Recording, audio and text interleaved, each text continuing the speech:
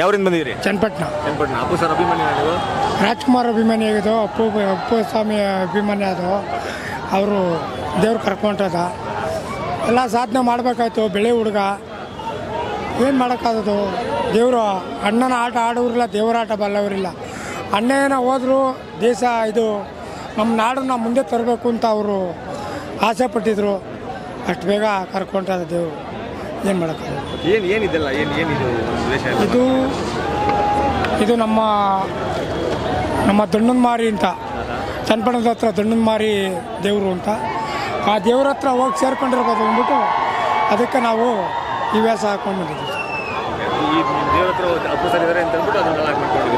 ದೇವ್ರ ಹತ್ರ ಹೋಗಿರ್ಬೋದು ಅಂತ. ಇದು ದೇವರು ಅದೇ ಉತ್ಪತ್ತಿ ಆಗಿರೋದಲ್ಲಿ ಗ್ರಾಮದಲ್ಲಿ ಮಲ್ಲಂಕುಪ್ಪೆ, ನಮ್ಮದು ಚನ್ನಪಟ್ಟಣ.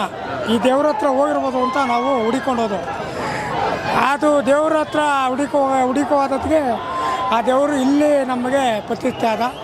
ಅದಕ್ಕೆಲ್ಲ ಟಿಕ್ಕರ್ಗಳು ಅಂಟಿಸಿ ನಾವು ಇಷ್ಟಪಡ್ತೀವಿ ಸರ್. ಪ್ರತಿ ವರ್ಷ ಬರ್ತೀರಿ ಇಲ್ಲಿಗೆ? ಪ್ರತಿ ವರ್ಷ ಬರ್ತೀವಿ. ಅಣ್ಣನ ಆಟ ಆಡೋರಿಲ್ಲ, ದೇವರ ಆಟ ಬಲ್ಲವರಿಲ್ಲ. ನೋಡಿ, ದೇವರು ಯಾವ ಟೈಮಲ್ಲಿ ಬೇಕಾದ್ರೂ ಒಂದೊಂದು ಉಸಿರಾಳಕ್ಕೆ ಹೋಗೋಕೆ ಸಾಧ್ಯನೇ ಇದೆ. ಅಣ್ಣನ ಥರ ನಾಟಕ ಆಡೋಕೆ ಬರೋಲ್ಲ, ಅಣ್ಣನ ಥರ ನಾಟಕ ಇದು ಮಾಡೋಕ್ಕೋಗಲ್ಲ. ಅಭಿಮಾನಿ ದೇವರುಗಳೇ ಅಂದರು ಎಲ್ಲರೂ ದುಡ್ಡು ಕೊಟ್ಟು ಕೊಂಡ್ಕೊಂಡ್ರೆ ಇವರು ಮಾತಿನಲ್ಲೇ ಇದು ಮಾಡಿಬಿಟ್ಟಿದ್ದಾರೆ. ಸೂರ್ಯ ತಂದೆ ಆಗಿದ್ದಾರೆ, ಚಂದ್ರ ಇದಾಗಿದ್ದಾರೆ, ಮಕ್ಕಳು ಅವರೆಲ್ಲ ಮಕ್ಕಳು ನಕ್ಷತ್ರಗಳಾಗಿದ್ದಾರೆ. ನಾವು ಅದನ್ನು ನೋಡೋಕೆ ಬಂದಿದ್ದೀವಿ ಸರ್. ಯಾಕೆ ಪ್ರತಿ ವರ್ಷ ಯಾಕೆ ಬರಬೇಕು ಅಂತ ಅನ್ಸುತ್ತೆ ನಿಮಗೆ? ನಮಗೆ ಅದೇನೋ ಮನೇಲಿ ಇರೋಕ್ಕೆ ಆಗಲ್ಲ. ನಾವು ಪ್ರತಿ ವರ್ಷವೂ ಎಂಥ ಕೆಲಸ ಇದ್ದರೂ ಬರಲೇಬೇಕು. ನಾವು ಇಲ್ಲಿ ದರ್ಶನ ಮಾಡಲೇಬೇಕು ಅನ್ನೋದು ನಾವು ಜನಗಳು ನೋಡ್ತಾನೆ ಇರ್ತೀವಿ.